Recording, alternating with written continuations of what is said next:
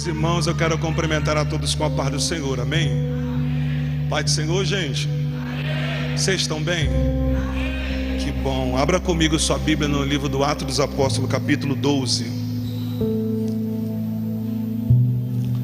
Livro do Atos dos Apóstolos, capítulo de número 12, para a nossa meditação esta noite.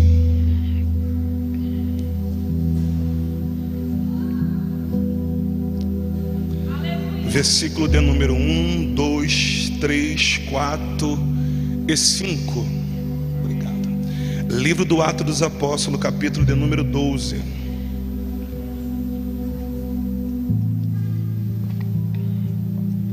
Quem achou diz: estou vivo. Que bom, né? Infelizmente, por causa da pandemia, a gente perdeu muita gente, mas que o céu continue consolando a nossa casa e livrando os nossos, em nome de Jesus. Acompanha comigo. Livro do Atos dos Apóstolos, capítulo 12, versículo 1, escrito está: por aquele mesmo tempo, o rei Herodes estendeu as mãos sobre alguns da igreja para maltratá-lo, e matou a espada Tiago, irmão de João. E vendo que isso agradava aos judeus, continuou mandando prender também a Pedro. E era o dia dos Asmos. E havendo prendido, encerrou na prisão e entregou-o a 4 quaternos de soldados para que guardasse, querendo apresentá-lo ao povo depois da Páscoa. Termino no verso de número 5. Pedro, pois, era guardado na prisão, mas a igreja fazia contínua oração por ele a Deus. Você pode dizer amém por essa palavra? As primeiras 7 pessoas que assentarem recebem vitória imediata. Vai, senta e dê glória aí, irmão. Você que vai permanecer em pé, já estava sentado, sentou depois da 7ª, também recebe vitória, amém? Palavra de gratidão por estar nessa casa. Estive aqui na terça-feira, fui muito alimentado através da palavra que o pastor Josué Brandão trouxe para a gente. Minha palavra de gratidão por nos confiar a tribuna nessa quinta-feira. Muito obrigado. Que Deus continue lhe dando saúde, graça, lhe abençoando sua casa, sua família, seu ministério, e que Deus continue honrando para aquilo que Deus lhe chamou, não só para a Feira de Santana, mas para a nação. Eu sou carioca e já fui muito alimentado através dos seus vídeos, e para a glória de Deus, eu estou aqui desde a quarta-feira passada, né? Hoje é uma semana e um dia, e eu estou a 10 minutos da igreja do Senhor. Fiquei muito feliz, e eu fiz questão mesmo de cancelar todos os compromissos na terça para estar aqui, para ser alimentado, e recebi um presente de Deus para estar aqui. Vou embora na terça-feira também, volto para minha casa com a minha esposa e meu filho, e já volto falando muito bem dessa igreja, porque fui muito bem recebido, amém? Você pode aplaudir o Senhor pelo pastor dessa casa? Glória a Deus. Olhe para mim aqui, por favor. Hoje é um culto voltado para homens, e a temática, e orando ao Senhor, Deus pontualizou esse texto no meu coração. Que pena que eu não estava aqui na outra terça para aprender um pouquinho mais sobre o Pedro, sobre o sanguíneo. Porém, o livro do Atos dos Apóstolos começa a entender que o Espírito Santo está sobre a igreja para dar continuidade naquilo que Deus precisava falar. O capítulo de número 1 vai falar sobre a ascensão do nosso Cristo, nosso irmão mais velho, o filho da irmã Maria, e ele vai subir aos céus. E no verso de número 8, ele vai deixar um legado dizendo que a gente precisava ficar em Jerusalém, para que do alto possamos ser revestidos desse poder. E nós vamos receber essa virtude para sermos testemunho dele em Jerusalém, em Samaria, em Judeia e até os confins da terra. O capítulo de número 1 é a ordem que Cristo deixou para a igreja. Ele está subindo ao céu e disse que a gente não ficaríamos sozinhos, que ele deixaria o seu Espírito Santo Consolador, e o mesmo daria continuidade no ministério itinerante para crescimento da igreja. O capítulo de número 2 de Atos dos Apóstolos é onde o povo está reunido, e os mesmos estão clamando, pedindo ao Senhor que desça com seu Espírito, e acontece o famoso Pentecostes. A Bíblia diz que todos foram cheios do Espírito Santo e começaram a falar em outras línguas, conforme o Espírito Santo lhe dava. Ao desenvolver isso, a igreja está cheia do Espírito Santo, a ponto de alguém olhar e perceber que eles estão embriagados. Pedro vai tomar a tribuna, ou o pódio do que está sendo feito, e vai dizer que não é embriaguez, mas eles estão cheios dessa graça. No mesmo capítulo de número 2 de Atos dos Apóstolos, Pedro se posiciona e começa a pregar. A pregação dele é tão intensa daquilo que propositalmente Deus deixou para ele através do Espírito Santo, que pelo menos 3.000 almas vão se converter pelo único sermão de Pedro dentro do contexto. Capítulo de número 3 de Atos dos Apóstolos, a Bíblia diz que Pedro está tão cheio que vai estar agora Pedro e João subindo ao templo na hora 9. Eles precisavam buscar ao Senhor, e lá era o costume deles estarem dentro desse templo. E a Bíblia diz que tem alguém sentado na porta do templo pedindo a esmola como de costume. E ao pedir a esmola como de costume, talvez a sacolinha desse camarada está cheio de moeda, cheio de ouro e cheio de prata. Alguém pega ele e coloca ali, dá um tempo, precisa tirar e voltar para casa, e ele espera o próximo culto para receber a esmola. Porém, naquele dia, naquela tarde que aqueles dois homens estão subindo, talvez cantando o hino da harpa, adorando ao Senhor, o camarada expõe a mão uma vez mais e pede ouro e pede prata.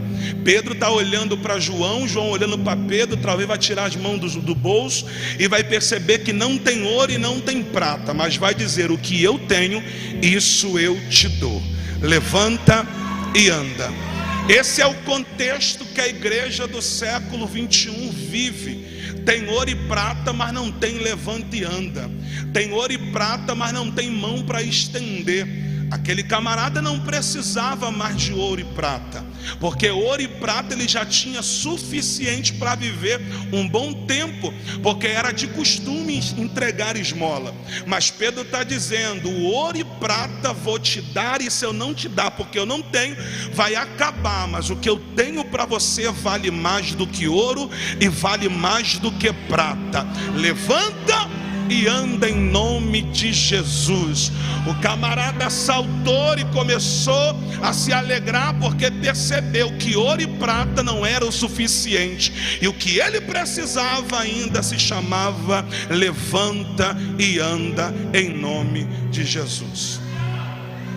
Por causa desses efeitos que o Espírito desceu sobre a terra, entrou na vida do povo. O povo está cheio, porque João está pregando, Pedro está pregando, a igreja está crescendo. Atos dos Apóstolos capítulo 4, o Sinédrio começa a ficar revoltado pelo que está sendo proposto para um povo que conheceu Cristo, mas Cristo não faz parte em cena como corporeamente, só em espírito. Então, com a intenção do povo, vamos calar a voz de Pedro, vamos calar a voz de João. Não tem como receber esse evangelho somente um Cristo que agora não faz parte em cena, mas deixou alguns legados. Então vamos tentar calar a voz. E mesmo assim, Pedro no capítulo 4, verso 20, ele está dizendo: não tem como ocultar aquilo que vi e aquilo que ouvi do Cristo que mudou a minha vida e mudou a minha história. Não tem como pregar o evangelho se Cristo não mudou a minha vida. Então, já que ele mudou a minha vida, aquilo que eu vi, aquilo que eu ouvi, eu vou continuar passando, porque o evangelho é transformação de vida.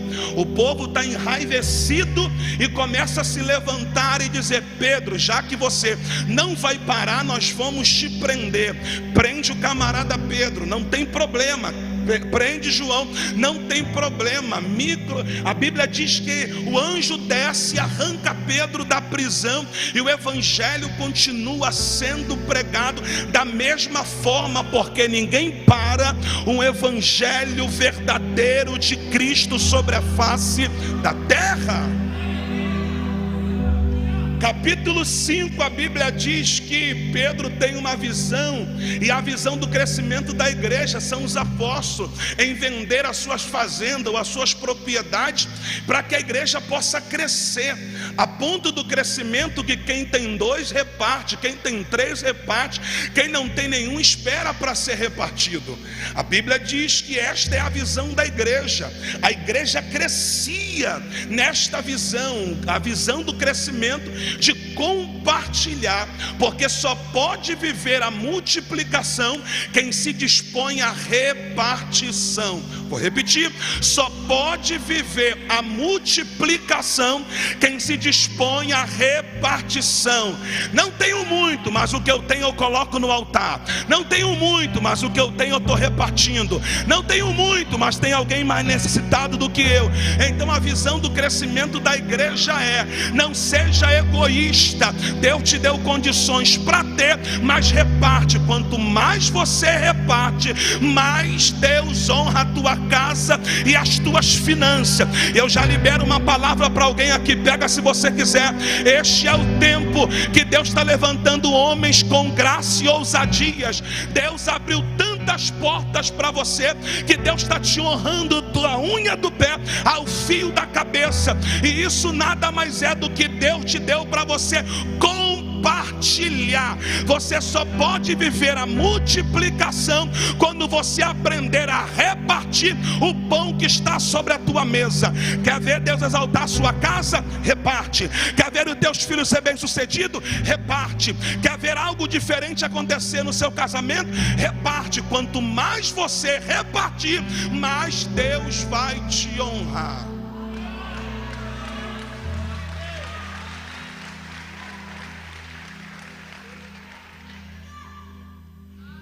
Esse é o capítulo 5 de Atos dos Apóstolos. Esta era a ordenança do crescimento da igreja. A igreja cresceu porque quem tinha 2 túnicas se repartia com quem não tinha nenhuma. Porém a ordem que vinha, ou que veio do altar, através dos apóstolos, e aqui na questão de Pedro, teve alguns desconfortos, porque o final do capítulo 5 vai explicar para a gente que alguém está vendendo a propriedade, mas não está repartindo como deve repartir. Ananias e Safira vão vender sim o que era de direito por eles, mas o texto diz que quando Ananias chega e deposita nos pés de Pedro ou dos apóstolos, Deus vai dizer no coração de Pedro, para dizer ou verbalizar para ele, dizendo: Ananias, por que você está mentindo ao Espírito? Não há necessidade de você fazer isso. Por que você deixou o diabo entrar no seu coração? Por que você está mentindo? Por causa dessa tua mentira, Deus vai pesar a mão sobre você. É o texto que diz: o camarada morre fulminado na porta do templo, porque foi colocar no altar, mas na verdade ele coloca aquilo que ele achava que deveria.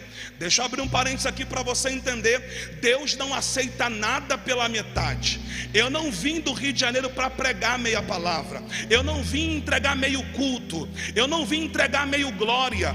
Eu não vim entregar meia vida. Ou entrega por completo ou não entrega nada. A gente vibra mais com o gol do nosso time do que com glória a Deus e aleluia. A gente vibra mais com alguém na televisão do que dentro de um ambiente como esse. Eu não vim racionar glória a Deus. Eu não vim dar glória a Deus pela metade. Deus não está só querendo o meu coração. Isso é ilusão e é diabólico. Deus está dizendo: eu quero a tua vida por completa. Ou me entrega tudo ou não me entrega nada. Deus não quer só um cômodo da tua casa. Deus quer a casa por completo e a chave da casa na mão dele. Então, se é para entregar, entrega direito. Não entrega meio dízimo, não entrega meio oferta, não entrega meio culto, não entrega meio glória. Não se entrega pela metade. Ou se entrega por completo ou não entrega nada. Pedro está dizendo: porque você entregou a metade daquilo que não era teu por direito, eu, o Senhor, vou te parar na terra. O glória a Deus até some nessa hora.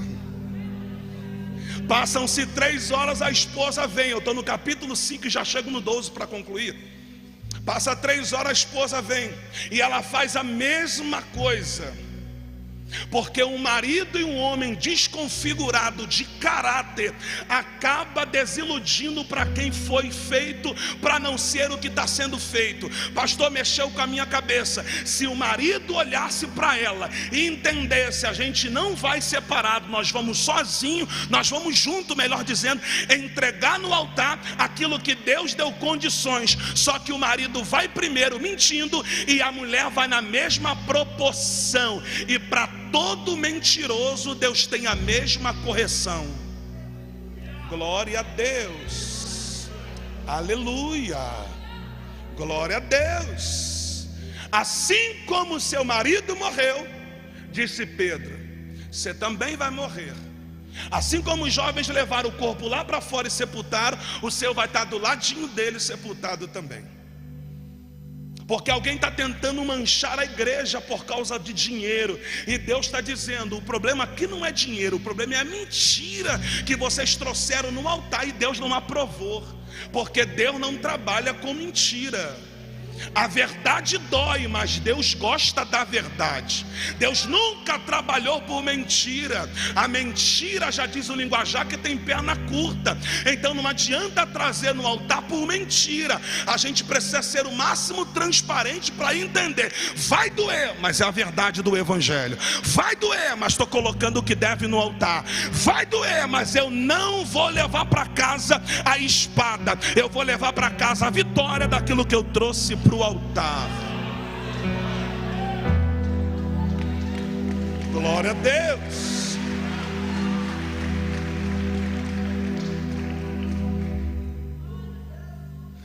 O capítulo 5 fecha com isso. Porém o capítulo 6 de Atos dos Apóstolos, a igreja está crescendo. Os apóstolos estão preocupados porque não tem como mais conduzir sozinho, precisa ser levantado os famosos diáconos. Entre eles o que se destaca é Estevão. A Bíblia diz que não é qualquer um que vão ser levantado, ou que vai ser levantado. Precisa ser cheio do Espírito Santo. Precisa entender-se do contexto do texto. Precisa entender daquilo que foi designado para fazer. Não escolhe aleatoriamente. Alguém precisa ser levantado. Homem com caráter, conduta, dignidade. Alguém disponível para dar continuidade no ministério. Estevão está tão cheio de Deus que ele começa a pregar. Enquanto ele prega, algo vai começar a acontecer, porque o povo vai começar a se juntar e também querer calar a voz de Estevão. O capítulo 6 é Deus levantando e consagrando. Não tem foto nessa consagração, não tem selfie nessa consagração, não tem uma churrascaria depois dessa consagração, não dá tempo de comemorar. O que precisa ser feito é, nós vamos colocar a mão sobre a sua cabeça, o azeite vai descer e você vai dar continuidade no evangelho. Não dá tempo de viajar para Disney, não dá tempo de comemorar com a família. Segue-se o fluxo e prega porque foi chamado, porque se você não pregar, Deus vai levantar outro no seu lugar. Estevão está tão cheio do Espírito Santo que enquanto prega, o povo está de braço cruzado, fazendo figa e dizendo: para quem ele acha que é? Quem esse camarada é? Quem esse camarada é? Nós precisamos calar mais uma vez a boca desse cristianismo, a boca desse evangelho. O povo se reúne e ao se reunir, pega-se Estevão, leva-se Estevão até o conselho, e o conselho pergunta: isso aí que você prega é verdade? Ele diz: é a verdade. Você não vai mudar? Não, não vou mudar. Que evangelho é esse? É o mesmo que Cristo ensinou os apóstolos, e os apóstolos me ensinou. Entre linhas ele está dizendo: eu sou da geração, não da geração que quer seguidores, mas da geração que quer discípulo. Geração do século 21 quer seguidores, e geração do céu quer discípulo. E de fazer discípulo a todas as nações. Deus está dizendo para alguém: é muito bom ter seguidores, mas se não tiver discípulo, a igreja não cresce. Porque seguidor também mata, mas discípulo dá continuidade verdade do evangelho que foi pregado. Estevão está dizendo: eu sou discípulo, ele me ensinou, ele me disciplinou, ele me colocou certinho, então eu vou pregar o evangelho. Qual a intenção? Fomos matar Estevão. Capítulo 7 de Atos dos Apóstolos, a Bíblia diz que acontece o primeiro mártir, ou martírio do evangelho. É a primeira morte por causa de Cristo, ou da bandeira do cristianismo. Pegam-se pedra, olham para Estevão: você não vai mudar? Não vou mudar. Você não vai pregar outro evangelho? Não vou pregar outro evangelho. Então, já que você não vai pregar outro evangelho, vamos te jogar na praça, arrancar sua roupa e vamos te apedrejar. Estevão está ajoelhado no chão, olha para cá, ajoelhado no chão, olhando para o céu, enquanto todo mundo está metendo a mão no chão para atacar pedra. Estevão olha agora não mais para as nuvens comuns e percebe: eu vejo o céu aberto. Enquanto eles querem me apedrejar, eu estou vendo o céu pelo lado de dentro. Enquanto eles querem me matar, não tem problema, eu estou olhando o céu pelo lado de dentro. Deus me trouxe aqui esta noite para dizer: deixa quem quiser tacar pedra, o importante é que você está vendo o céu pelo lado de dentro. Oh, glória! Você não percebeu que a geração que taca a pedra não vê o que você vê? Você não percebeu que a geração que te apedreja não tem noção da dimensão que Deus te levou? Você não percebeu que a geração que pega a pedra não tem a maturidade? Porque crente maduro e cheio do Espírito Santo não revida a pedra. Me tacou, eu vou tacar também. Falou mal de mim, eu vou falar também.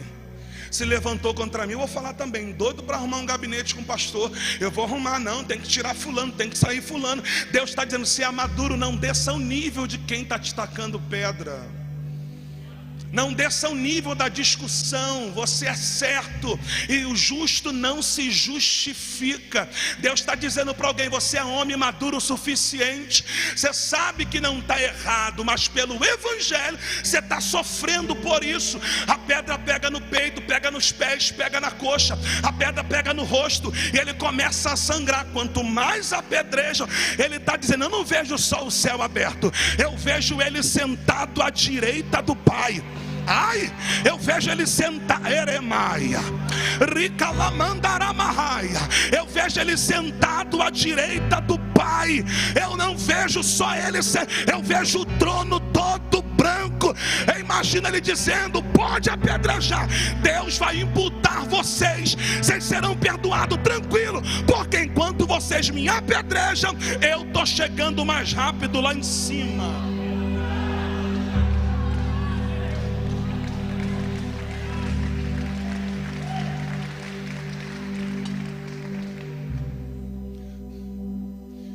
Pedra nunca foi feito para construir castelo para ninguém, porque ninguém é Rapunzel aqui.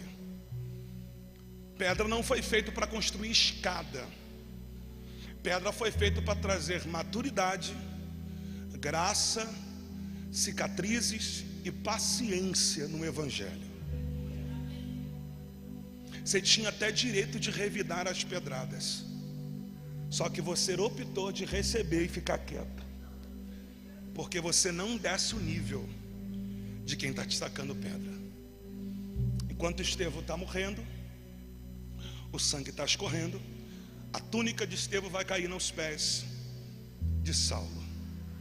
Atos dos Apóstolos capítulo 8 verso 3, o texto diz que esse mesmo Saulo está conspirando contra a igreja, entrando em algumas casas e arrancando o povo de lá. Saulo está endemoniado contra a igreja, contra os evangélicos. Só que no capítulo de número 9, Deus para esse Saulo, porque para todo perseguidor Deus vai parar. Oh, glória a Deus. Hashtag Juninho Milagre. Vou repetir: para todo perseguidor Deus vai parar. Então talvez você entrou aqui essa noite, veio debaixo de afronta, talvez você veio debaixo de uma perseguição, mas fique tranquilo que para todo perseguidor Deus vai parar. Deus encontra Paulo no meio da rua, ele cai e não cai do cavalo, ele apenas cai, um clarão para ele, uma voz como o som de muitas águas, vai dizer: Saulo, Saulo, por que tu me persegue? Dura coisa é para ti reconcitar contra os agrilhões. Então, Saulo, a briga não é contra a igreja, a briga é contra mim. Ele também não cai do cavalo, ele tem um encontro com Deus e fica cego.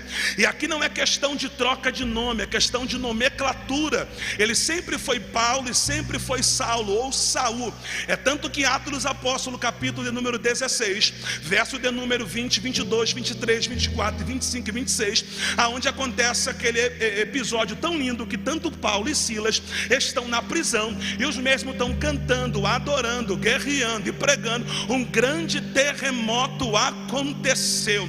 Entre linhas, pela nomenclatura que Paulo tem também de Saulo e cidadania romana, ele não poderia e nem precisaria passar por isso. Só que Saulo entende: eu sou amigo desse camarada, então nós vamos entrar na prisão do mesmo jeito. Silas, eu não vou te abandonar, mesmo não precisando passar por isso, porque amigo de verdade não é quem aparece depois do culto na churrascaria. Amigo de verdade é quem vai para dentro de um presídio e entende: pegou para tu, pegou para mim, deu ruim para tu, deu ruim para mim, mas não tem problema, porque o Deus que nos trouxe dentro do cárcere é o Deus que vai se manifestar aqui. É tanto que no final ele diz: eu não vou sair, eles têm que me tirar, porque eles esqueceram que eu tenho cidadania romana. Passa-se o capítulo 10, 11 e eu concluo aqui no 12. Capítulo 12, Herodes está conspirando contra a igreja, é o capítulo que nós lemos. O capítulo 12 é onde Herodes precisava uma vez mais calar a voz da igreja. É bem verdade que dentro de um contexto da perseguição da igreja vão se levantar Herodes Agripas, Herodes Antipas e Herodes o Grande. Dentro desse contexto, esses Herodes vão fazer parte de alguns mártires do evangelho de Cristo até chegar na gente. Qual a intenção? Calar a voz da igreja. Herodes prende Pedro e prende também Tiago. Mata Tiago a fio da espada e dá uma ordem para o pessoal que está segurando Pedro: segura, porque amanhã eu volto para matar também Pedro como eu matei Tiago. A intenção de Herodes é: vou acabar com a igreja, vou acabar com mais um homem, vou acabar com mais um apóstolo, vou acabar com mais um pastor. Só que eles não entendiam é que Pedro estava sendo guardado e tinha uma igreja orando para Deus visitar aquela prisão. O que eles não entendem é que quanto mais persegue a igreja, mais a gente continua sobre os pés. Eu não sei se você conhece a expressão é: brasileiro não desiste nunca. Eu entendi que brasileiro desiste sim. O que não desiste é crente. Crente faz raiva no diabo. A gente era para estar morto, esquecido, em casa, depressivo. Você veio das drogas, do álcool, da prostituição. Você era adúltero, fornico. Só que você entrou para esse ambiente, a graça te salvou, te lapidou, te transformou. Tua família não dava nada para você. Aí Deus foi lá, te deu um banho do sangue do Cordeiro, te deu uma família, te deu uma esposa e disse para você: isso é não desistir nunca. Porque assim como Cristo foi na cruz do Calvário e não desistiu da igreja, a igreja só está de pé porque a gente também não desiste nunca. Quanto mais bate, mais a gente cresce. Quanto mais se levantam, mais a gente fica sobre os pés. Você pode liberar uma frase para esse crente? É a primeira vez que eu te peço, com todo respeito. Diga para ele: se é para desistir, desista de desistir. Diga para ele: porque você não nasceu para desistir, porque você é crente. Crente não desiste nunca. Diga para pelo menos 3 pessoas: crente não desiste nunca. Esse é o evangelho. O evangelho que precisava ser pregado, mas também precisava passar. É o evangelho que deixou marcas. É o evangelho que deixou cicatriz. Olhe para mim e entenda rapidinho. Eu já apanhei de macumbeiro por amor à obra. Sim, eu fui dirigir um departamento de jovens. Peguei com 4, deixei com 42. Peguei em 2 anos 4 jovens. Fui para uma igreja, fiquei 2 anos. Peguei com 4, deixei 42. Como eu era líder dos jovens e dirigente do trabalho de libertação, sexta pela manhã e sexta à noite, eu disse para eles: a gente sai da consagração pela manhã e à tarde a gente vai para o monte. É o nosso momento com Deus. Não que na nossa casa Deus não responda. Fomos então, éramos 11 jovens, contando comigo, só tinham 10 no monte. Teve um alvoroço danado lá. Os macumbeiros desceram e literalmente, por ser líder, sempre eu fui grandão, eu acabei protegendo os 10 jovens. Entre alguns, uns correram, outros ficaram na minha guarda, como tinha alguns de menores. O camarada virou para mim e disse: bater em crente, em bater em outra pessoa é normal. Ainda disse: para mim matar adulto e criança é a mesma coisa. Estou indo em casa pegar a arma para matar vocês. Eu olhei e pensei: como que eu vou chegar na igreja, devolver 10 corpos? Eu morrendo é uma coisa, mas eu tenho vidas, porque essa é a visão do líder, essa é a visão de quem lidera. Foi quando eu vi todo mundo correr, consegui catar um do lado, catar um do outro, e o camarada vindo foi em casa buscar. Qual é a intenção? Ele foi para a igreja. Esse camarada ficou 7 dias procurando o tal do Júnior, que sou eu, porque ele não conseguiu matar. Ele diz que passou na igreja pelo menos por 3 vezes na porta e não conseguiu chegar. Naquela mesma sexta-feira eu dirigi o culto e eu falei: gente, meu rosto está machucado, me bateram. E eu nunca fui de briga. E eu perguntei a Deus, pastor Josué, por que eu estava passando pelaquilo? Eu não estava errado, eu não fiz nada. Os meus jovens que lá estavam também não fizeram nada. Eu questionei. Houve um burburinho no bairro de Bangu. Alguém ficou sabendo, alguém do tráfico ficou sabendo e disse: manda chamar o Júnior aqui. Eu estou afastado, o camarada do tráfico, mas a minha mãe é crente, eu sou filho de crente. Manda chamar ele aqui, porque eu quero resolver. Falei: vou nada, eu não vou me envolver com isso, eu vou para o joelho. Eu orei 7 dias, 7 propósitos, pedi a Deus misericórdia, e o povo dizendo: procura fulano, procura ciclano, vamos lá. Eu disse: não vamos lugar nenhum não, Deus vai me justificar, eu não fiz nada errado. Eu comecei a tentar entender, procurei neles, falei: vocês fizeram o quê? Fizemos nada. Fizemos. Vocês juram? Até brincadeira, vocês juram? Juro. 7 dias depois eu fui chegando na igreja. Quem estava? 2 camaradas deles na porta da igreja, 2 motos, 2 pistolas aqui atrás. E quem arrumou a confusão que me bateu? Dentro da igreja, conversando com a pastora. Pensa.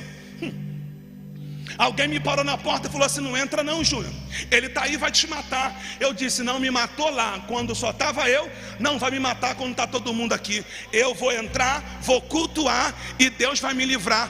Quando eu pisei na porta, ele olhou para mim, regalou os olhos e falou: senta, eu quero conversar contigo. E como eu sempre fui grande, e ele sempre foi, ele é menor do que eu, sempre não, porque eu não tenho afinidade, não é meu amigo, ele batia quase na minha cintura. Ele olhou para mim e falou assim: eu vim te pedir perdão. Falei: como é que é? Eu vim te pedir, segura, eu vim te pedir perdão. Eu falei: por quê? Eu sentei e a gente ouvia a pistola batendo na cadeira onde estava sentado. E a pastora olhou para mim, quando ele falava, ela disse assim: ó, ele está armado. E ela conhecia, eu estava há pouco tempo no bairro. E eu falei: pedi perdão por quê? Aí quando ele começou a falar, eu falei: me permite? Eu já sabia o nome dele, eu já sabia o vulgo que ele tinha, já sabia que ele era macumbeiro, já sabia que ele era espírita, já sabia que ele era dono de um montão de coisas. Mas eu fiquei na minha. Eu falei para ele: eu quero te pedir perdão. Talvez lá não era um ambiente para os meus jovens buscarem, como eu não conheço, e a primeira vez que eu fui com ele nesse monte, a gente tinha costume de outro monte. Eu quero te pedir perdão. Ele falou: não, eu quero te pedir perdão, porque esses 7 dias eu passei por aqui, não encontrei igreja, não encontrei tua casa, ninguém sabia quem você era. Olha o camarada, eu procurei no bairro, os meus capangas ficaram sabendo o que aconteceu, vieram acabar com o serviço. Mas no 7º dia, que era naquela sexta-feira, eu estava dentro da minha casa, ele dizendo que é na frente do barracão, aonde vocês passaram pelo caminho do monte, a entidade, ele disse, a entidade desceu, não tinha barulho de atabaque, não tinha barulho nada. Ele disse: a entidade desceu e disse: ele lá de cima mandou você procurar aquele ungido e pedir perdão, porque senão você desce a sepultura. Olhe para cá. Eu olhei para ele e disse: como é que é? Ele disse: ele lá de cima disse para minha entidade, o guia que me carrega, que eu tinha que vir aqui. Por quê? Porque eu mexi com a pessoa errada, eu bati na pessoa errada. Evangelho não é revidar, evangelho é ver a justiça do que ele faz.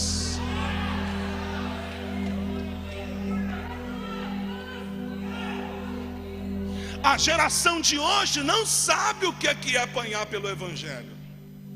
Para a gente chegar até aqui, alguém precisou sofrer, alguém precisou apanhar, alguém precisou derramar sangue inocente por causa desse evangelho.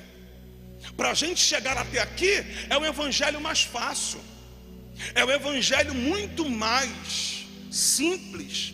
Só que cá para nós, pega o povo de 20, 30, 40, 50 anos atrás: pastor Juninho, mas as coisas mudaram. Claro, mas a Bíblia continua sendo a mesma.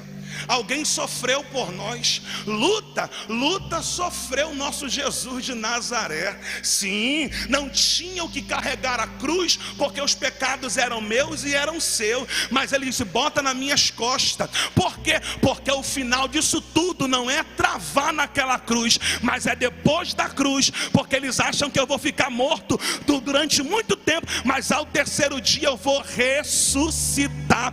Ele sofreu em uma via dolorosa. Luta foi João, que ele disse: não muda o evangelho, a cabeça vai para a bandeja, mas o sermão continua sendo o mesmo. O mesmo Pedro que eu estou pregando, ele disse: eu não sou digno que me crucifique da mesma forma que o meu Cristo morreu, me coloca de cabeça para baixo. Então o que a gente sofre hoje não é nada, não é nada. Você não está dias sem comer, você não dormiu de ontem para hoje debaixo de uma marquise. Você está com o último telefone da última geração nas suas mãos. Você veio com o melhor carro para essa igreja, você está na melhor roupa. Deus abriu uma porta de excelência para você ganhar muito bem durante o mês, e mesmo assim você, como homem sacerdote da sua casa, só reclama. Seus filhos estão nos melhores colégios, você conseguiu e consegue dar o melhor para ele e para ela. Mal ou bem, você tem uma casa. Como eu digo lá no Rio, talvez não possa ter a carne todos os dias, mas tem uns ovos que a galinha chorou. A gente reclama de barriga cheia. É o evangelho que a gente se veste bem, é o evangelho que a gente come bem, é o evangelho que a gente se porta bem. Eu não estou dizendo que você deva viver na miserabilidade, e muito menos andar como um mendigo. Não é isso que eu estou querendo que você entenda. Não desvirtua o que eu estou querendo que você entenda. Eu estou dizendo que para a gente chegar aqui, alguém precisou sofrer, e mesmo assim a gente não valoriza o evangelho que está posto para a mesa para a gente se alimentar. A gente só depende do ambiente de culto. Se o culto não tiver, como a pandemia chegou, a gente acaba desviando, porque a gente está vendo crente só consegue cultuar dentro de 4 paredes, não consegue ser crente depois de 4 paredes. E isso é espantoso no meio evangélico, porque a gente só consegue viver isso aqui dentro. Só que alguém sofreu, morreu por mim, alguém precisou padecer. Então, com a intenção, a igreja do século 21 está muito mais fácil do que quando Herodes perseguia a igreja. Ele está dizendo: se alguém levantar a bandeira do cristianismo, eu mando matar. Se alguém disser que faz parte da igreja de Pedro, também eu mando matar. Se alguém está dizendo que faz parte desse céu e prega o céu na terra, que depois dessa vida, ou depois da morte, ainda dá continuidade na vida e segue-se o juízo, nós vamos morar no céu, eu mando matar. A gente prega pelas redes sociais, prega com a camisa, prega pelo telefone, faz live, a gente prega de tudo que é jeito. Então nunca foi falta de culto, nunca foi falta de palavra, foi falta de comprometimento com o reino. Glória a Deus, glória a Deus. Já que o amigo de óculos puxou a palma lá, bata a palma direito, vai. Obrigado, amiguinho, ó, você é uma benção. Obrigado, tá? Puxou a palma, isso. Então, Atos capítulo 12, a igreja está sendo perseguida. E a intenção do mesmo é: vamos acabar. Eles mataram Tiago. Só que a Bíblia diz que Pedro está preso. Só que enquanto eles estão vendo que isso está dando certo, Herodes está dizendo: vamos continuar, porque continuando está dando bom resultado. Porém, eles acharam que ia calar a voz da igreja porque Tiago morreu. Mas Tiago morre, a igreja continua, porque naquele dia Deus resolveu tirar Tiago da terra e levar para o céu. Mas Pedro está sendo guardado por 4 quaternos de soldado. Tem 16 homens guardando Pedro. 2 pelo menos estão segurando nas mesmas mãos, algemado com o mesmo. Mas o texto diz: enquanto Pedro está preso, mesmo a igreja sofrendo perseguição, tem homens e mulheres na casa de Maria, João Marcos, gritando, não para carro, não para vitória, não pedindo porta de emprego, mas dizendo: salva o nosso pastor, salva o nosso apóstolo, salva o nosso líder, salva Pedro. A oração e a intercessão faz com que Deus abra cadeias e milagres acontecem. Se a gente entendesse que o valor da oração pode muito em seus efeitos, nós como homens iríamos tirar esse jugo das mulheres, porque não adianta ter a mulher intercessora se o homem não conhece nem do fluxo de oração.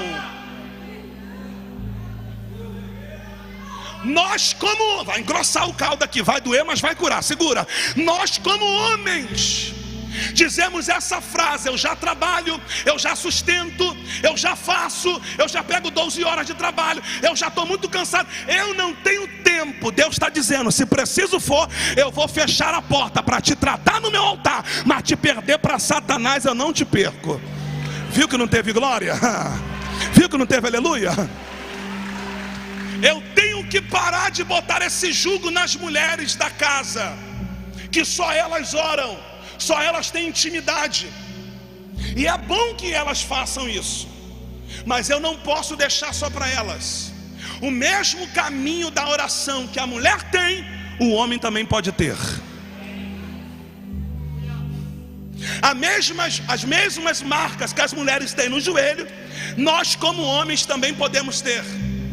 Temos tempo para futebol, temos tempo para conversar, temos tempo para faculdade, temos tempo para dobrar na empresa, temos tempo para tanta coisa. Mas quando se fala em oração, a gente diz: ora aí, minha filha. Aí, como diz o linguajar, a bichinha fica pagando preço o dia inteiro e a gente curtindo o dia inteiro. Deus está dizendo para alguém: é nesse fluxo de oração que eu precisei apertar a igreja, que eu estou levantando homens com ousadia e com graça, para dizer: eu não só trabalho, eu não só sou um bom advogado, eu só não sou um bom condutor da minha empresa, eu também sou um intercessor da minha casa. Eu não sou só um sacerdote, eu sou alguém que conheço o fluxo de oração, porque enquanto eu oro, Deus envia um anjo.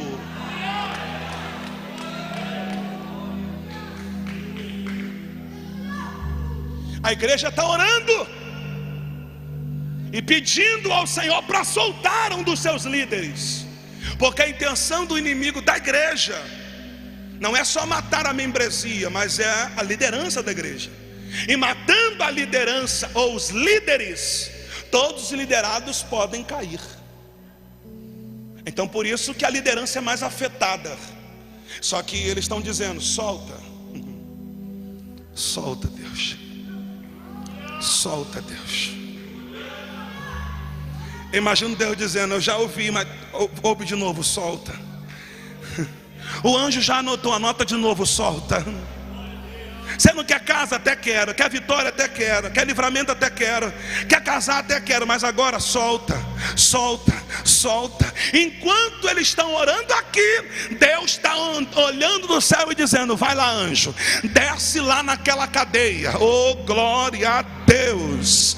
Faça o que? Só toca nas costas de Pedro, porque quando você tocar, o que prende vai começar a cair. Meu Deus, eu vim profetizar para alguém que o poder da oração vai fazer o presídio abalar.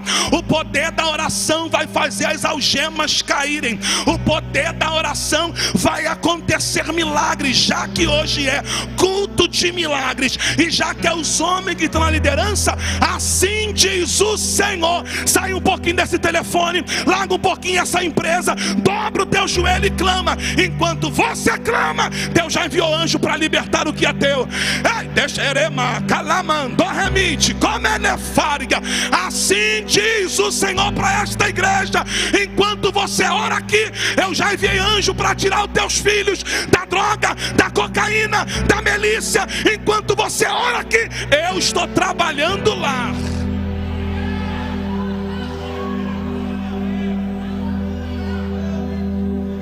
O anjo toca em Pedro, as algemas caem. Ninguém percebe, o texto ainda diz que Pedro estava dormindo quando o anjo tocou. O dormir de Pedro aqui não é que ele não está nem aí pelo que está acontecendo.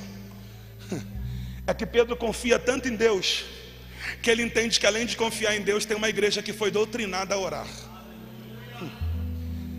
Esse dormir de Pedro é confiança no que está acontecendo, porque o lugar não é propício para dormir. Mas Pedro entende: estou tão bem com Deus, que o ambiente não muda quem eu sou. Pedro não questiona porque está ali. Pedro não faz biquinho. Pedro não vai postar dizendo: acho que eu vou abandonar a igreja, não sei para que ser crente, passar por isso tudo. Mas Pedro entende: prender as minhas mãos, mas não prender a minha igreja. Eita! Quando o anjo toca, desperta as correntes, as algemas caem. O anjo diz para ele: Pedro, pega as sandálias e a capa, coloca. Gente, para quem quer sair correndo de um lugar desse, não precisa pegar nada. Só que o anjo está dizendo: Pedro, você não entrou com sandália e capa? Você não vai sair devendo nada. Eita! Terra de Comanassúria. Pedro, você não vai precisar voltar para pegar nada. Sai de cabeça erguida. E outra coisa, hein, Pedro, você não vai sair correndo. Você pega a sandália, você pega a capa e agora me segue. Sabe por quê, Pedro? No capítulo 4, quando o anjo desceu, você saiu normal. Só que nesse capítulo 12, as portas só vão se abrir quando você aprender a seguir. Só para nós homens, não fique triste que eu vou dizer, mas você obedece o patrão, mas não consegue obedecer uma liderança. Você obedece o patrão, mas não consegue obedecer a Deus. Você obedece homens na terra com medo de perder algumas coisas, chamado, deixa isso quieto, gente, chamado regalia que a tua empresa te dá. E você às vezes faz até o que não pode, mesmo sendo crente, para não perder no final do mês. E quando Deus te dá uma ordem, você fala: eu não vou cumprir. Glória a Deus. O anjo está dizendo: você quer passar pela porta? Você não vai andar na minha frente, você vai me seguir. Você deixou de entrar por algumas portas porque você deixou de seguir o líder. E quando eu sigo a liderança e sigo o anjo que vai na frente do líder, as coisas dão certo para mim. O texto diz que ele passa por três guardas, e a última porta que ele passa, o texto que diz que a porta é de ferro, e a temática da história de pelo menos 10 homens tinham que empurrar. Quando ele para, as portas se abrem. Se alguém está boquiaberto pela porta automática que a gente convive hoje, ou que tem, por causa de um sensor, é porque nunca leu Atos capítulo 12, que quando a gente para, o anjo para com a gente e a porta se abre. Deus está dizendo para alguém: a porta não vai precisar ser arrombada, você vai parar e vai entrar por ela. Ei, pega isso aqui. Deus está dizendo para alguém: quem força a porta estraga a maçaneta. Espera o tempo, é só você parar. Quando você parar, a porta vai se abrir. Diga para quem é do teu lado: quem força a porta estraga a maçaneta. Não, tem gente que nem falou. Diga de novo, eu estou terminando. Diga: quem força a porta estraga a maçaneta.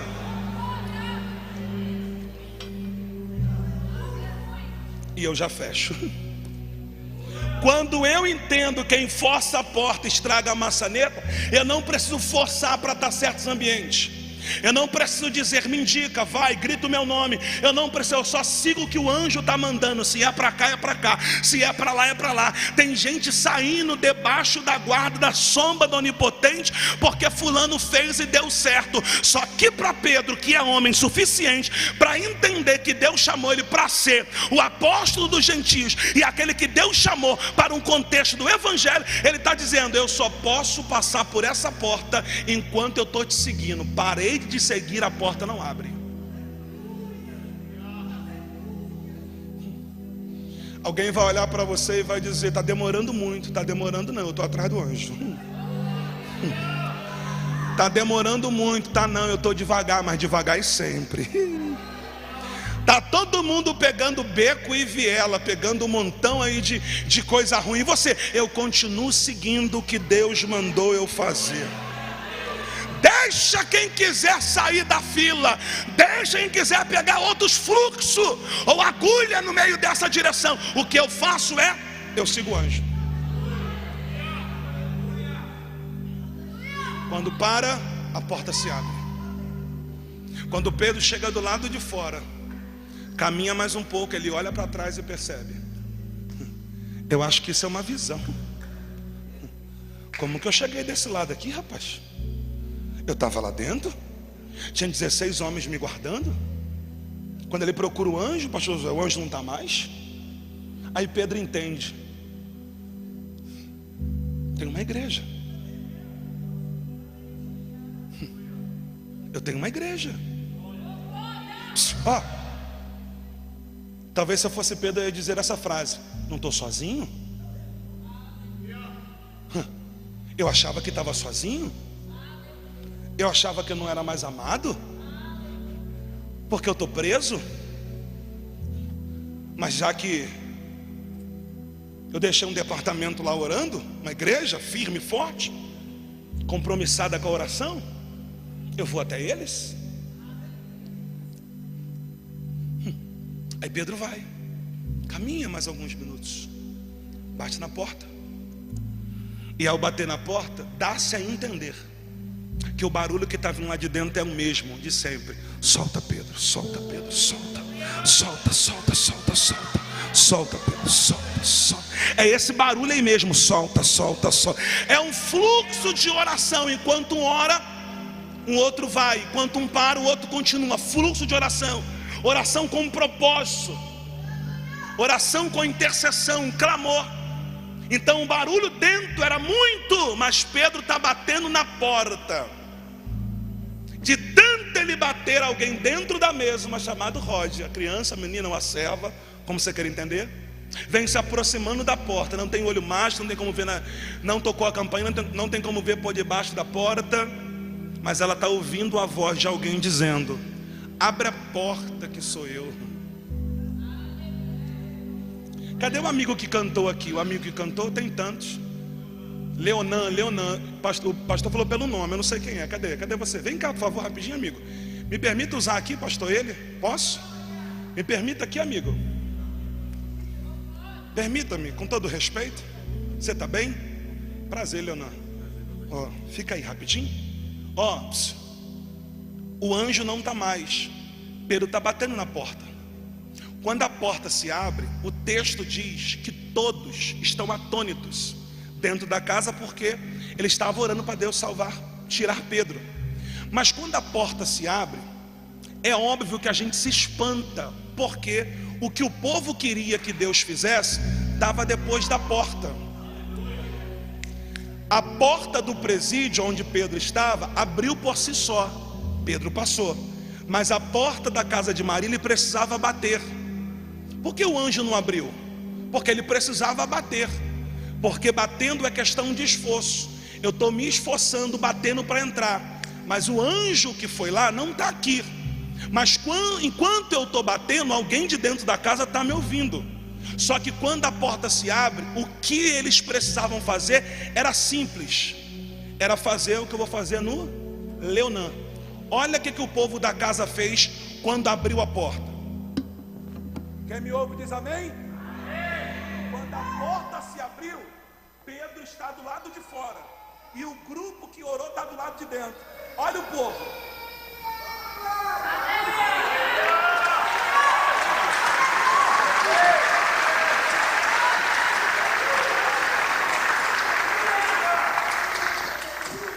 Se o que eu orei está depois da porta, se o que eu pedi está depois da porta, eu só preciso ter maturidade suficiente para meter a mão na maçaneta e pegar o que é meu. Tem gente que está duvidando do que Deus falou, e o céu está dizendo: só abre a porta e comemora. Pastor, se Deus falou, pastor, eu faço o quê? Eu não estou orando, eu não estou clamando. Que mais testificação eu preciso? Eu não orei, a minha oração não é para isso. Solta Pedro. Aí o texto diz: quem está dentro não está acreditando, ainda deve ser o anjo de Pedro. Aí só que quando Pedro aparece na porta, ele diz: não é anjo, agora sou eu, porque o que vocês queriam, chamado milagre, acabou de entrar pela porta. Ele foi lá e me tirou de dentro do cárcere. Eu dou uma pausa aqui para contar o testemunho e já concluo. Entrego o microfone a quem de direito. Você viu que até agora eu não fiz nenhum milagre pelo vulgo que é me dado. Você viu que nenhum tipo de milagre aconteceu visivelmente, a não ser através do evangelho, daquilo que é se pregado. Então por que Juninho milagre? Ou como diz o pessoal, Juninho do milagre. Mas é Juninho milagre. Juninho de junho. E milagre porque eu sou fruto de um testemunho que eu sou um milagre. Meu pai saiu de casa, eu tinha 6 anos de idade. Entrou dentro da minha casa e eu lembro, mesmo tendo 6 anos, minha mente ainda entende isso. Nunca saiu essa visão do que eu vi.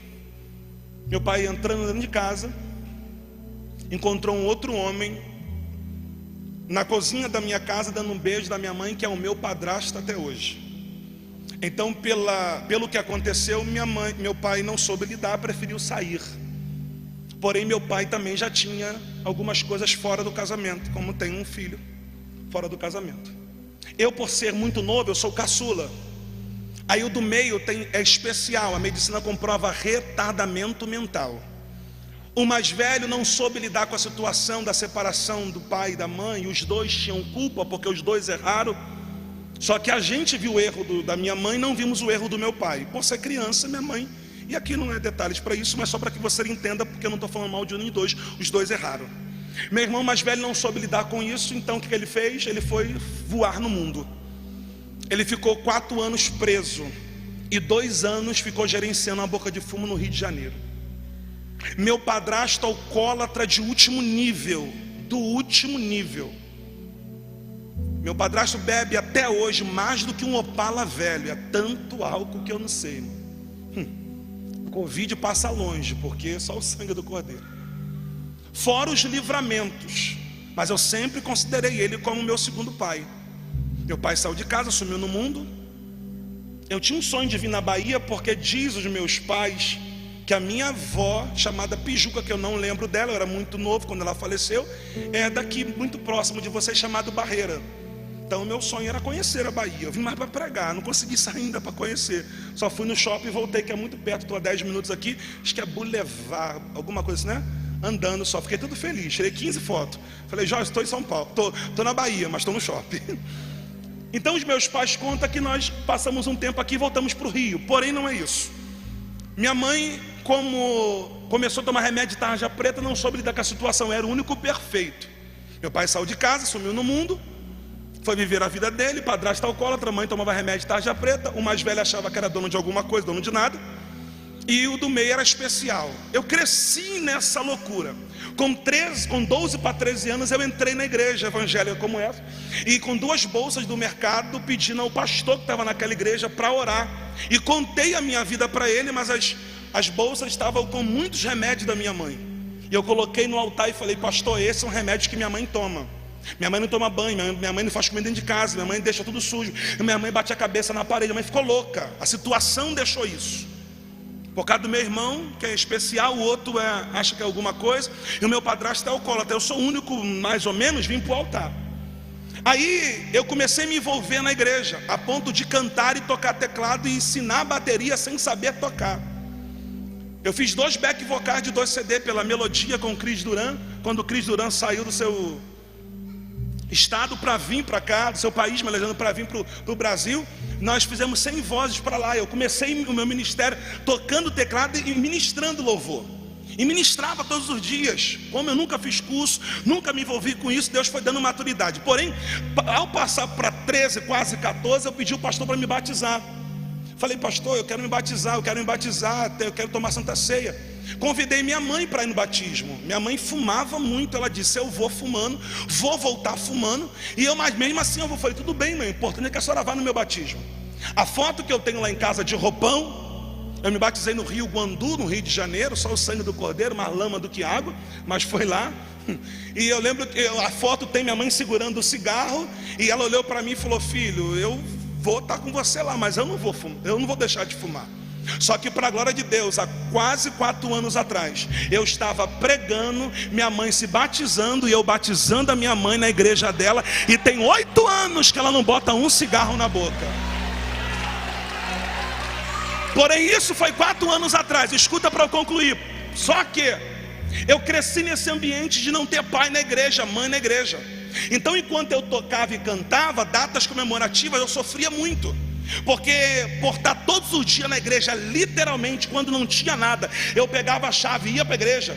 Eu fui da cantina, eu fui do departamento de coreografia, eu fui de peça, eu abri igreja, eu fui porteiro, eu dirigi vigília, consagração, eu limpava chão vermelho de igreja. Eu queria fazer tudo, nada para ser consagrado. E eu estava quase tomando o lugar do pastor da igreja. Eu falei, deixa eu ser o que o senhor é, porque eu quero estar aqui, eu não tenho família. Minha família está destruída. Mas quando chegava nessas datas, Natal, Ano Novo, Dia dos Pais, Dia das Mães, eu olhava e dizia, meu pai não vai entrar, meu padrasto também não vai entrar. Então eu procurava um obreiro e dizia, só pode ser meu pai hoje?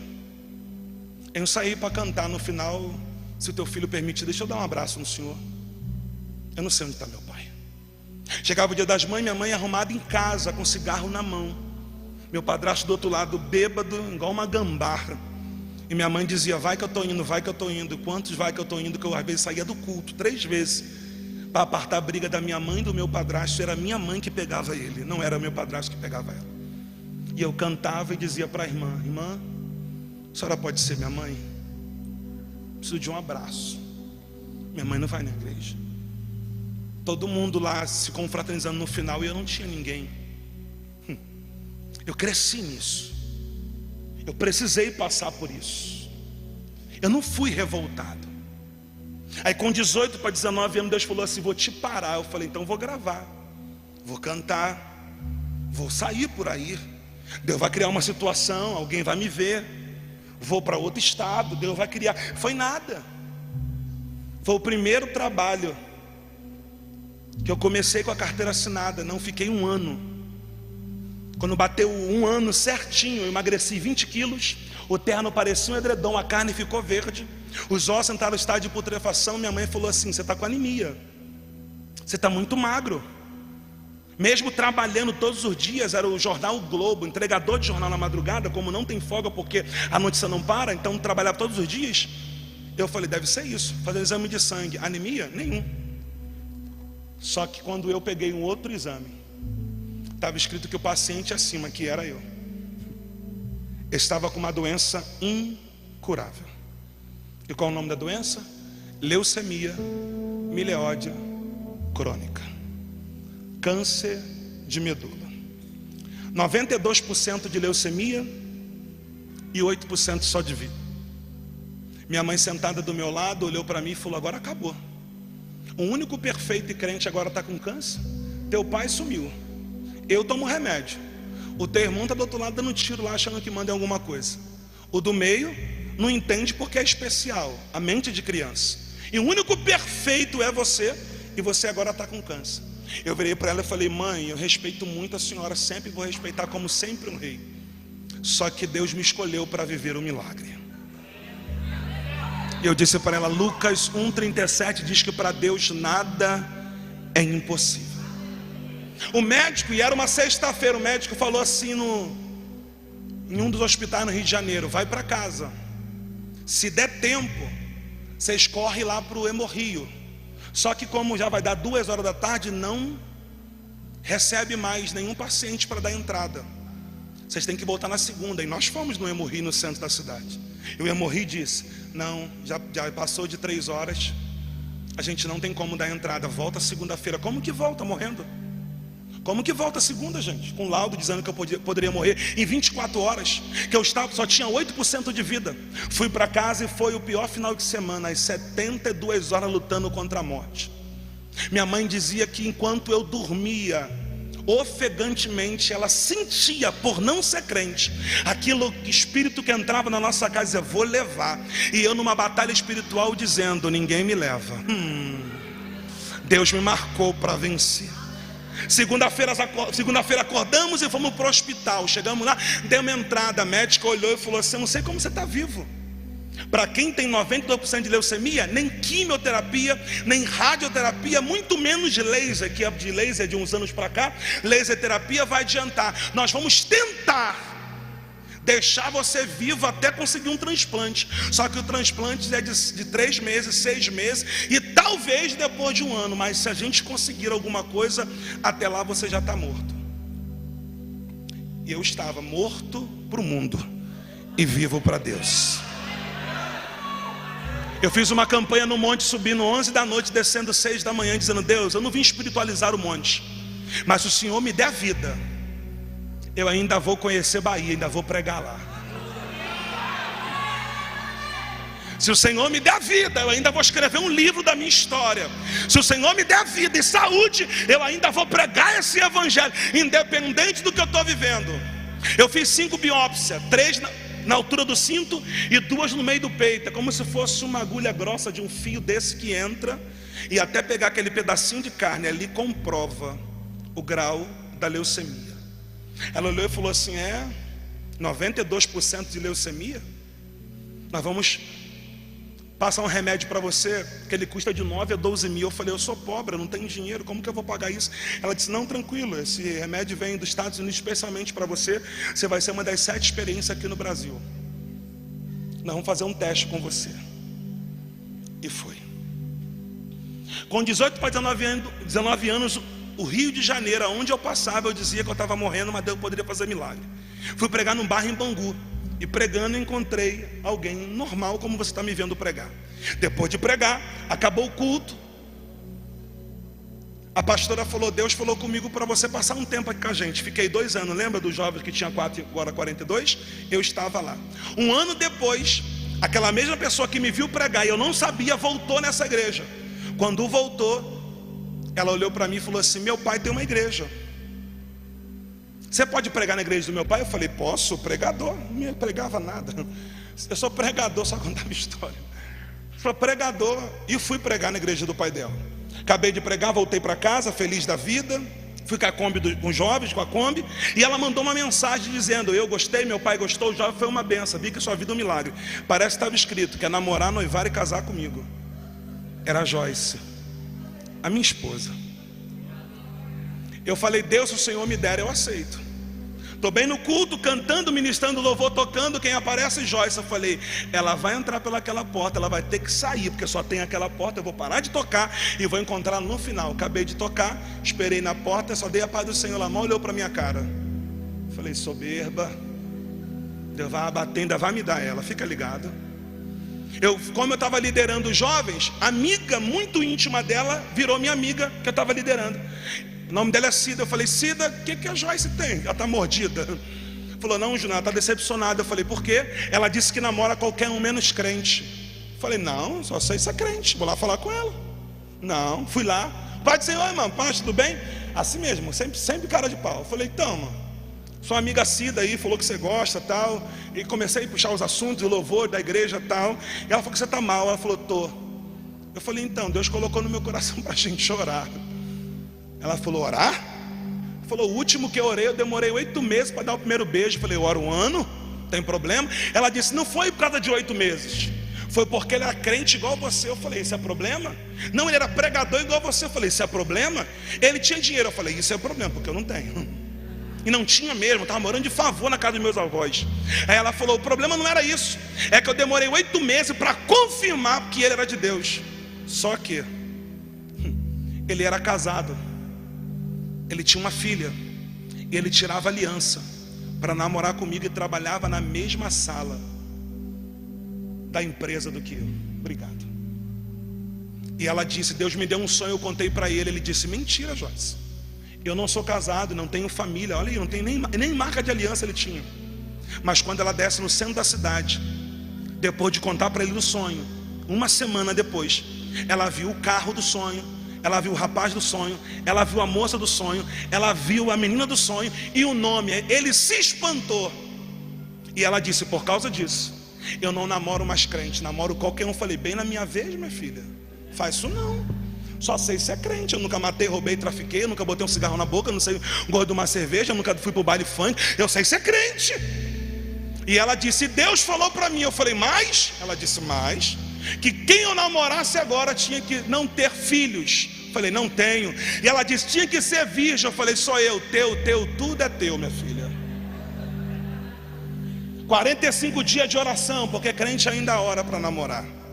Fui pedir os pais, o pai dela falou para mim assim, sabe que eu sou pastor, né? Um bigode grosso. Falei, sei, pastor. Ele falou, então, quem vai beijar tua boca é ela, quem resolve é com você ela. Falei, meu Deus, gente, que homem esquisito. E a sogra toda cheia de dentes, pode vir, me chamando de genro e tudo. Falei, ganhei a sogra, daqui a pouco eu ganho o sogro. Em 2 anos, namoro, noivado e casamento, porque crente não namora há muito tempo. E chegamos bonitinho, 2 virgens no altar. Pastor, isso não é legal de falar. O que não é legal é a geração que primeiro se esfrega para depois casar. Eita, Deus falou pra gente, me honra na escuridão que eu vou honrar vocês na clareza. Chegamos bonitinho e eu só comprei o sapato para casar. E ainda comprei branco 3 vezes na de Santinho no cartão dos outros. E estou pagando até hoje, mas cheguei no altar bonitinho. Magrelo, muito magrelo, aqueles TDB que é a rede social. Eu tenho até medo daquilo, gente. Falo, Joyce, o que aconteceu contigo? Tu era cega, Deus te curou. Ela falou, Júnior, eu aceitei. Lembro como se fosse hoje. No noivado, a avó dela arrancou a aliança e falou, não casa com ele, ele é pobre, ele é doente e não tem emprego. E eu falei para ela, eu te amo, vou te amar, e a senhora ainda vai linda no meu casamento. E foi. 2 anos depois a gente estava casando, bonitinho. Fomos morar numa Cristonete, eu e Joyce. Ela olhou para mim e falou assim, eu aceitei que você está doente, não tem problema, só que eu não posso ser mãe. Falei, como assim? Ela disse, eu tenho útero virado e só tenho ovário. Toda mulher tem 2, enquanto ovula, o outro descansa. Eu só tenho 1. Eu falei, engraçado, tua família falou que eu era doente, mas tu está pior do que eu, hein? 5 anos depois, pastor, a Joyce liga dizendo, tô grávida. Eu falei, é meu, fui eu que fiz, pode registrar. 1ª e 2ª ultra, gêmeos univitelinos. Ou seria 2 meninas ou 2 meninos.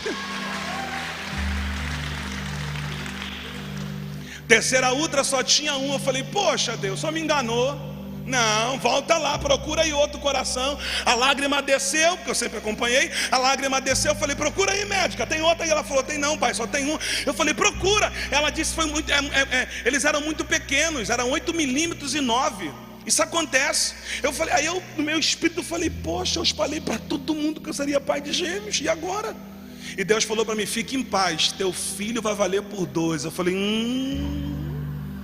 eu entendi, Jesus, vem devagar. Para eu encurtar aqui, entregar o microfone.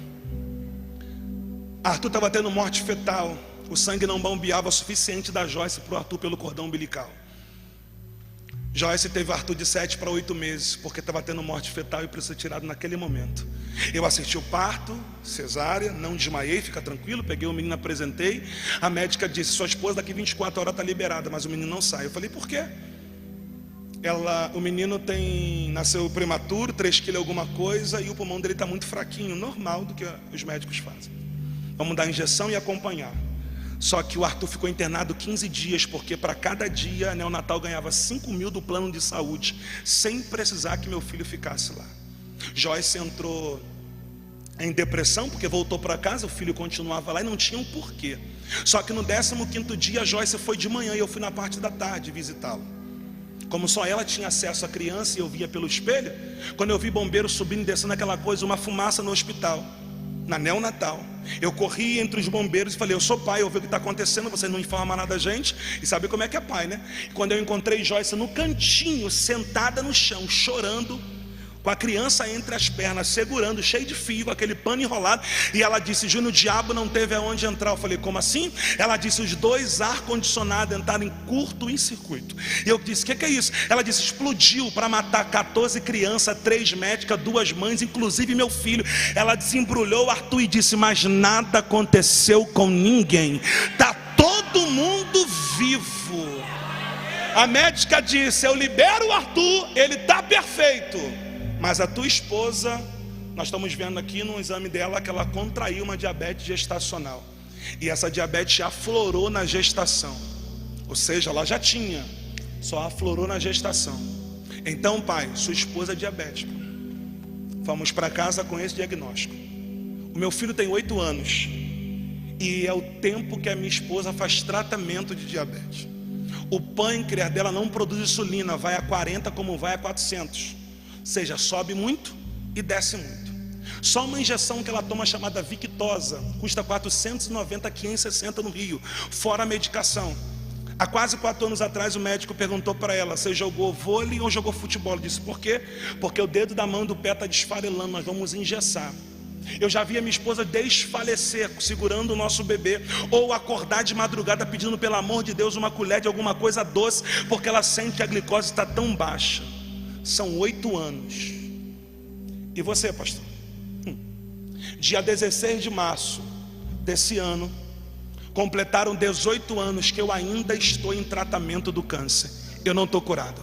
Cabelo da cabeça caiu, cabelo do braço caiu, cabelo das pernas caíram. Você vai perceber porque eu vou falar. Enquanto eu falo, é um pé para frente, é um pé para trás. Não é que eu não sei hiderética e ficar parado e conversar ou ministrar para vocês. É porque as pernas não conseguem trazer sustentabilidade para o corpo. 70% da gordura que eu tenho não é pelo que eu como, é pela medicação que é ingerida. Você pode perceber que eu transpiro muito, suo demais. Não é porque eu sou gordinho, não. É por causa da medicação.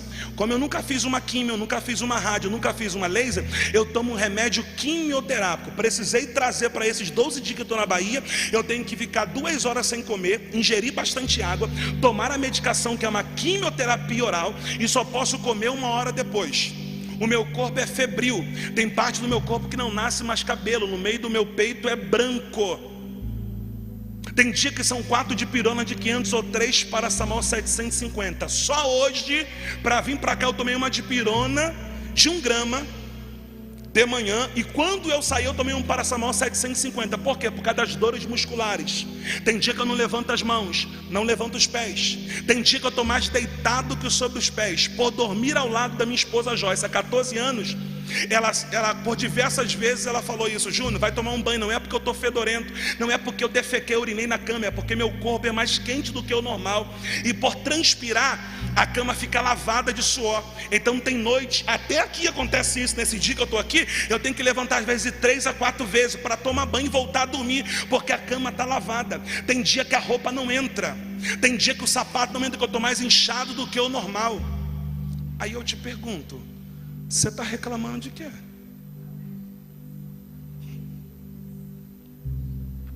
Qual é a sua dor mesmo? Não, eu não consegui entender. Você está reclamando de quê? Pastor, você está se vitimizando? Claro que não. Eu duvido, rapaz. Já foi tempo. Aí Deus falou para mim: pastor, escreve um livro, que é o tema da camisa que eu estou em pedra. Escreve o livro, diga para a minha igreja em Feira de Santana, e hoje a 8ª ministração desses 12 dias, termino na segunda, que eu vou embora, melhor dizendo. Diga para a minha igreja que a tua dor não é maior do que o teu chamado. Qual é a dor do pregador? Eu tenho um câncer. E qual é o chamado? É conhecer a Bahia e vir pregar na igreja do pastor Josué. Eu não entendi, eu vou explicar de novo. Eu não vim pregar para você sair daqui com pena. Tadinho do pregador, tadinho da esposa do pregador, tadinha lá, ele veio mas está canceroso. Eu não sou digno de pena, até porque Deus me deu a segunda frase que está no livro. Qual é a segunda frase? Quando alguém disse: para de pregar, para de cantar, Deus não te curou. Que vulga é esse, Juninho Milagre? Como não é Juninho Milagre? Juninho é de Júnior, e Milagre porque são 18 anos, mas na certidão está Clóvis Júnior, mas ficou Juninho Milagre porque são 18 anos que me deram esse nome, eu adotei, não porque eu faço. Aí alguém disse: você não é Juninho e você não é Milagre, para de pregar. Deus olhou para mim e disse: vou te dar a segunda frase. E qual é? Nem sempre o milagre é a cura, o milagre está vivo, porque a cura é só um detalhe. Eu não sou grato porque estou curado, eu sou grato porque estou vivo. Por quê? Porque o câncer está no corpo, a alma já foi comprada há muito tempo. Ei, eu vou repetir: nem sempre o milagre é a cura, o milagre está vivo, porque a cura é só um detalhe.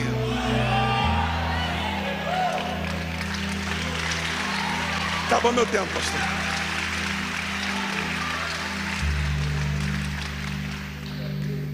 Isso é o filho. Aí eu falo do capítulo 8. O capítulo 8 do meu livro, eu falo da maldição hereditária que foi quebrada. Porque o pai é leucêmico, a mãe é diabética. A ciência explica que uma criança que nasce com os pais doentes, ou qualquer tipo de doença, deve a criança nascer ou aflorar até 7 anos, qualquer tipo da doença. Ou meu filho seria leucêmico, ou meu filho seria diabético.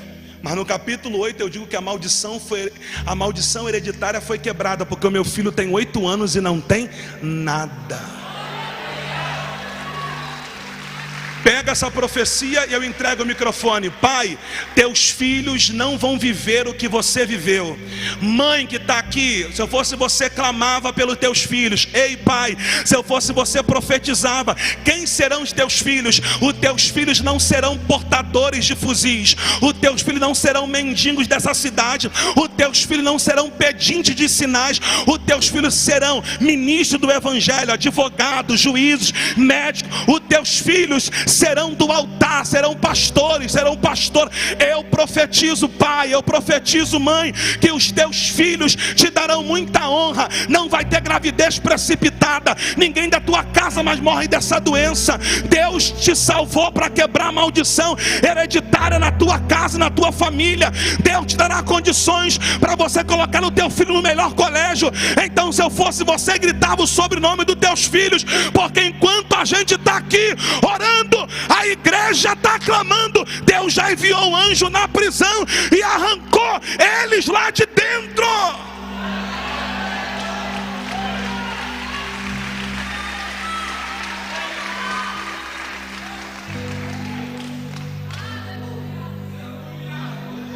Eu pareço que tenho um câncer?